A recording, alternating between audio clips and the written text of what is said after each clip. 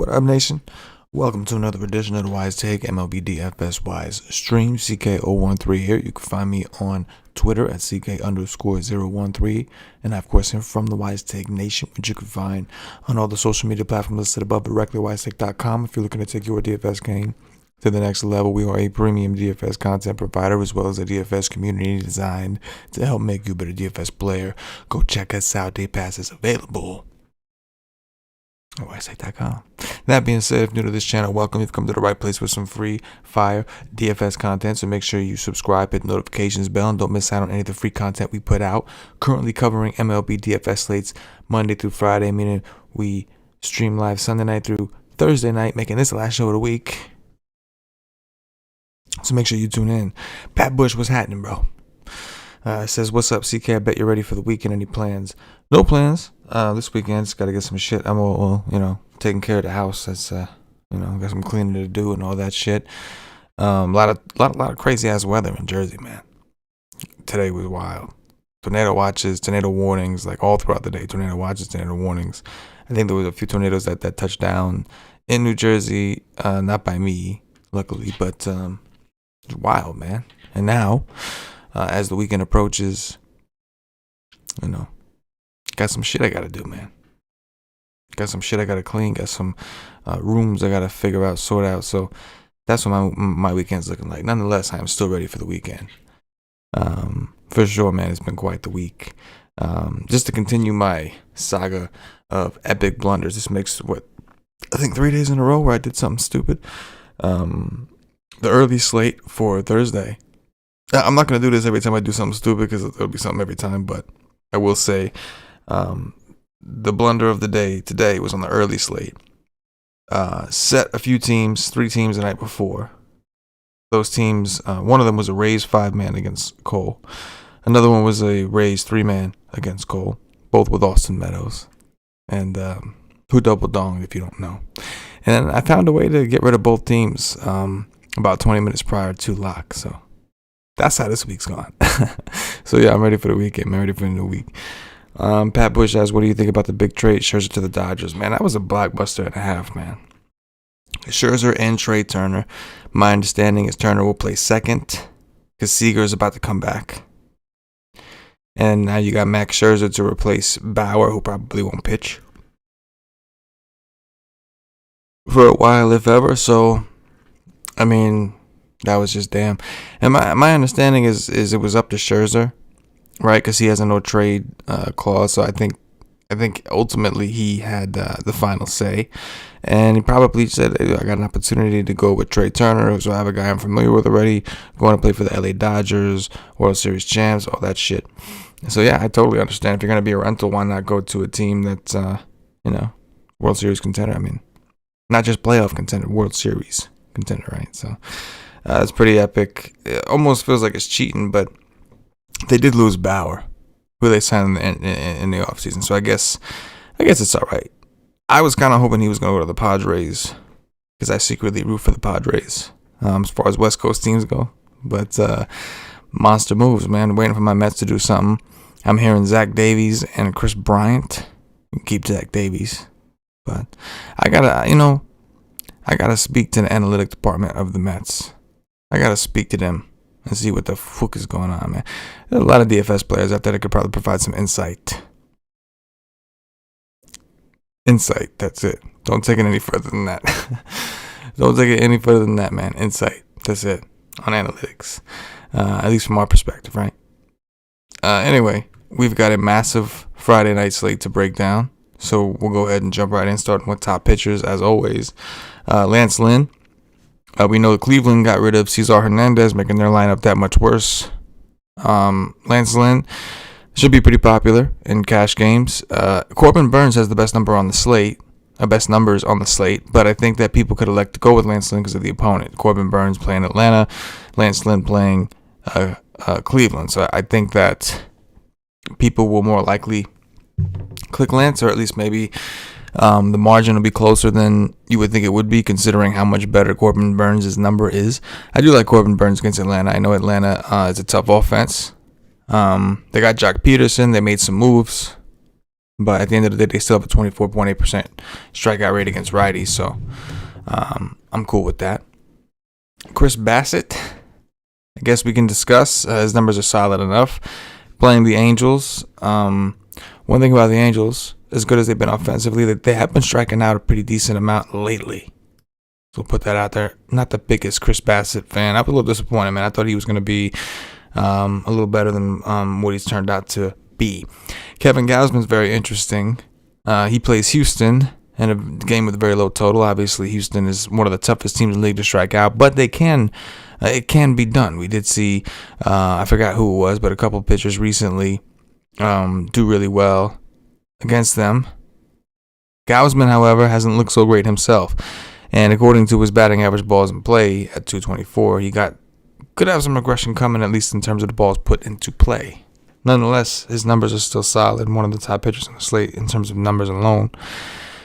Sonny Gray's been a little unlucky. Gets a massive park boost in New York in Citi Field to play the Mets. Mets don't look so hot offensively right now. They look good in Cincinnati. That was in Cincinnati. Now they're back home in the big-ass New York park. Still missing Francisco Lindor. 23.7% K rate. I think Sonny Gray is definitely an option to consider, at least. Right? Framber Valdez. Strikeout rate's been down, but the ground ball rate's been phenomenal. Numbers all look good. The Giants, obviously a good team. Tough to strike out, but they haven't had as much power against lefties this season. Jameson Taillon might actually get some traction simply because he's playing Miami in Miami. So it is a boost for him, not just a park boost, but he's going to see a pitcher instead of an extra hitter playing by NL rules. If we take a look at Miami, 25% K rate against righties, 141 ISO, 300 WOBA, 91 WRC plus. There's that. Zach Thompson, man. I don't know what the deal is with this guy. I really don't. Let's actually see. When's the last time he pitched? And what happened? 725. No, he never pitched. So yeah, he hasn't pitched since the 23rd. Which is, I guess he's due. He's on, right? Okay, 5 innings against San Diego. He did pitch against San Diego that day. 85 pitches is promising.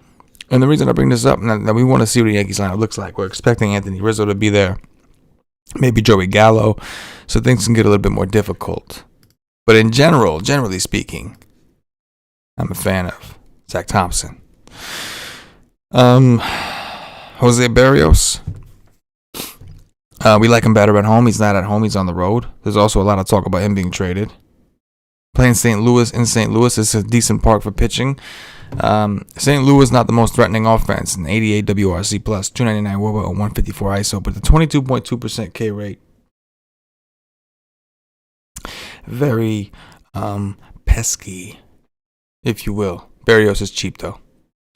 Tony Gonsolin might end up being pretty popular. He plays a D-backs team that got a little bit worse, trading Eduardo Escobar to the Brewers. Gonsolin does look like he has some serious regression coming at some point. He has massive fly ball rates, a 259 BABIP. His xFIP and SIERA are over 2 points higher than his ERA. But the lineup for Arizona is not great. I think Arizona's implied for under 4 runs as of now. So I think people might actually go to him in cash games. I wouldn't be surprised if people drifted that way.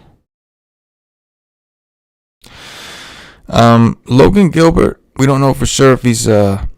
MLB Probables hasn't confirmed it. If he is there, he'll probably end up being popular, right? Joey Gallo no longer on the Rangers. Logan Gilbert's numbers are phenomenal. His shits look really good. If we take a look at Texas, 24.6% K rate against righties, 152 ISO, 294 WOBA, 86 WRC plus. So if it's him, and I say if because, again, MLB Probables hasn't confirmed it yet, but if it is him, I'm definitely in. And then we got Toki Tucson, who's been awesome lately. He's been really good to me, man. He's been cheap. He's been doing dirties. Batting average balls in play very low at 219. But xFIP and SIERA through his couple starts, I know, I don't want to overreact. We know he's a big strikeout guy. Walks have been an issue. He is playing Miami. Let's take a look at, Milwaukee. My apologies, Milwaukee. Who's been playing better offensively, but still has a 25.4% K rate. 156 ISO, 304 WOBA, 89 WRC plus. So I still think I still think there's plenty of upside with Mr. Toki Tucson. So, I mean, I could see it, man. A lot of the good pitchers have some tougher matchups, right? As you can see, this is why I think Lance Lynn will be pretty popular. Let's throw that out there. But anyway, it's a 15-game slate. What do you want? Top offenses. We're going to go with the Blue Jays. Blue Jays currently implied for like 6 runs from sportsbooks. Now, I want to say this. They should be back in Toronto. I believe the Blue Jays are back in the Rogers Center for this game. Maybe there'll be some hype. They're back in their home park finally after over a year, right? Daniel Lynch. Not good. He did have a decent start his last time out, but generally, he's not good. The Tigers have been hot, man. They've been hot. They'll face Matt Harvey, who's also kind of escaped and have done some troll work recently. But numbers still are not good. The White Sox are at home. The White Sox just destroyed me the last couple days. I keep reserving teams for them, and they keep on just sucking ass. And I mean, on Thursday, they basically punted the game during the day. Notes and Madison, no Abreu, basically punted it. They did make it. I think they got Cesar Hernandez, right? But they're at home. Wait, they didn't get Cesar. Yeah, I think it was them. Is it a revenge spot already? Jeff makes a good point. I think the way to go on pitching tomorrow is cheap. You could, man. Right? I was thinking I was leaning towards that way in tournaments. There are a lot of cheaper players, a lot of cheaper arms that seem to make sense and have some of the softer matchups. I can see it, Jeff. I can see it. Especially if we get Logan Gilbert. Tampa Bay Rays against Martin Perez. Not a good pitcher. Some troll work. He could do it. He got some troll work. He's playing Tampa Bay. Find Tampa Bay on his list. This is our lefty list right here. Tampa Bay has not been good against lefties, as you can see, but Nelson Cruz is going to help that. A 27% K rate, 148 ISO, 296 WHIP, and 91 WRC plus against lefties. But again, Nelson Cruz should fix that. He should help. Should help with that. Maybe not fix it all the way, but he should help. The Rays are big favorites right now over Boston, but you got to like Boston on the other side with Josh Fleming going. Going to be a lot of balls put in play from Boston. Fleming's ground ball rates have looked good, but Boston's obviously a really good offense. Boston only a 21% K rate, a 176 ISO, 229 WOBA, 105 WRC plus. Those are the top offenses to me, at least on paper. Just looking at it initially. Jeff has a good question. Is the trade deadline gone, or can we expect some unexpected trades before games tomorrow? I think tomorrow is actually, or Friday is actually the trade deadline. I think it's at like 5 o'clock or some shit like that. So I haven't confirmed that, but it's definitely Friday. So yeah, there's a very good chance we could see some trades. I know the Cubs are talking about Chris Bryant. There's been rumors about Javi Baez. There's been I don't know about like how big of blockbusters we'll see. Could be some unexpected shit going down, but the trade deadline is Friday, so I expect things to kind of heat up between now and like the evening. But the trade deadline should pass before lock, I believe. Things to watch. The Royals are part of that high total game. The Royals been swinging a good stick lately. They'll be going up against Ross Stripling, who I don't think is very good, personally. Interesting offense to keep an eye on. The Orioles will go against Tarek Skubal. Big fly ball rates, big hard contact rates. Numbers are nothing special. And Baltimore, as bad as they are, 108 WRC plus against lefties. They've maintained a positive, like a pretty good ranking against lefties in WRC plus all season. Last but not least, Carlos Carrasco. So maybe not to pitch, right? Because I think he's going to be on a pitch count. But he makes his debut for the Mets against Cincinnati. And I want to keep an eye on him because I want to see how he looks.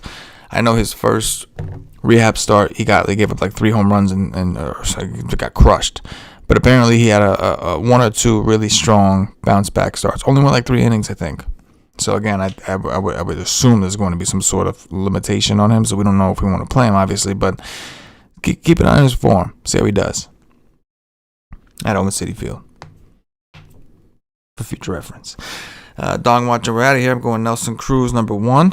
against Martin Perez. JD Martinez on the other side of that, both lefty mashers. And then we're going George Springer, 3 outfielders. George Springer of Toronto to open things up, playing in the Rogers Center back in Toronto for the first time in over a year.